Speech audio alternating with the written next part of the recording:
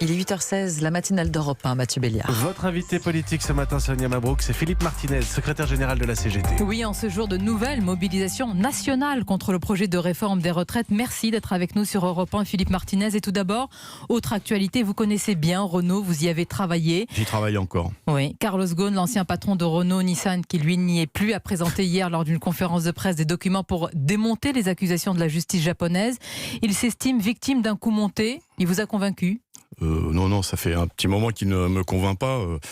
Écoutez, ça paraît même indécent, toutes les révélations qui sont faites sur son train de vie. Son salaire, on le connaissait. C'est le même qui a dit aux salariés de Renault, vous êtes trop payés, vous savez. C'est celui qui a licencié ou supprimé plus de 100 000 emplois dans le monde.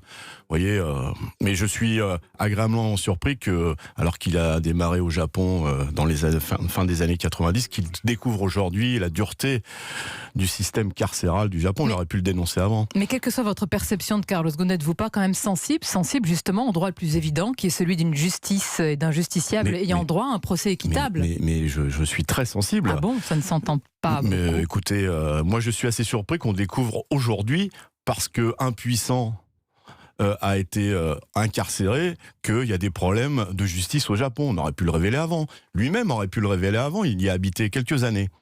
Je vous aurais posé la même question sur est-ce que vous êtes convaincu de cela avant la tenue de la conférence de presse. Vous auriez donné la même réponse. On a l'impression, Philippe Martinez, que parce qu'il est patron, ancien patron, il est d'emblée coupable. Non. Moi, je m'appuie sur des faits. Vous connaissez le fond du dossier ? Un petit peu, oui. Enfin, Renault, je connais très bien. Ça fait 37 ans et demi que j'y travaille, si vous me permettez. Donc, je sais ce qu'a fait Carlos Ghosn chez Renault. Donc, vous savez aussi qu'entre 2005 et 2018, période de la gouvernance de Ghosn, les ventes du groupe ont bondi de près de 60%, qu'il n'y a pas eu de fermeture d'usine et que c'est pour ça que certains emplois ont été préservés. Enfin, Carlos Ghosn, il est rentré chez Renault en 1996. Vous voyez, l'année d'après, il a contribué à la fermeture de l'usine de Vilvoorde, vous en rappelez peut-être pas. Il a supprimé, je vous le répète, dans le monde, plus de 100 000 emplois. Les actionnaires se portent bien chez Renault.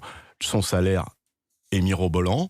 C'est pas le cas de la situation des salariés de Renault, où il y a de la précarité, beaucoup d'intérim, où les salaires sont gelés. Vous voyez, on peut discuter. Il n'est pas l'homme qui a redressé Renault. Il a redressé. Qui en a fait le numéro 1 mondial. Mais en achetant des marques, mais pas en développant, par exemple, en améliorant les conditions de travail. Vous voyez, on parle beaucoup de pénibilité, en améliorant les conditions de travail et en développant l'emploi en France, voire en Europe.